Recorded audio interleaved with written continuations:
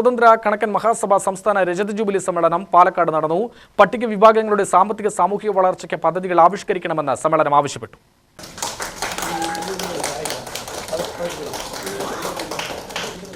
Palakkad head post ഓഫീസിന് സമീപം boss ഭവനിലെ മാണിക്യനഗറിൽ സംസ്ഥാന പിന്നോക്കക്ഷേമ വകുപ്പ് മുൻ ഡയറക്ടർ VS മുഹമ്മദ് ഇബ്രാഹിം സമ്മേളനം ഉദ്ഘാടനം ചെയ്തു. കൂട്ടായ ഒരു പരിശ്രമവും കൂട്ടായ ഒരു വിലപേശലും ആവശ്യമായ ഒരു കാലഘട്ടത്തിലാണ് നമ്മൾ ജീവിക്കുന്നത്.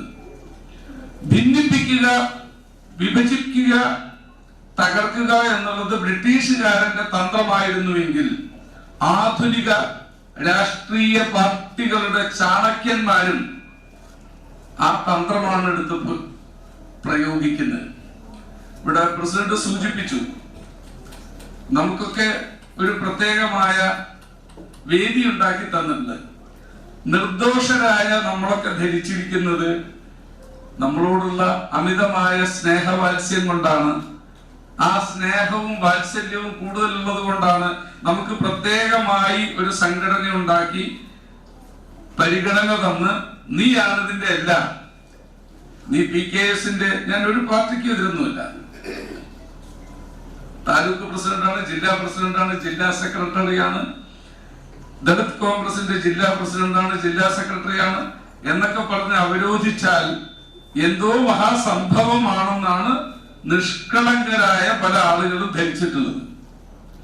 അതൊരു ഒതുക്കലാണ് മക്കളെ, അതൊരു ഒതുക്കലാണ്. നമ്മളോടുള്ള സ്നേഹമല്ല. ഞാൻ വെല്ലുവിളിക്കുന്നു, ജനറൽ സീറ്റിൽ എന്തേ നമ്മളെ മത്സരിപ്പിക്കാത്തത്? യോഗത്തിൽ സംസ്ഥാന പ്രസിഡന്റ് M സുബ്രഹ്മണ്യൻ അധ്യക്ഷത വഹിച്ചു. Secretary PK Rajan, V Chandran, G Balagangadharan, K Ramachandran, P Sivadas, Kanakadas തുടങ്ങിയവർ പ്രസംഗിച്ചു.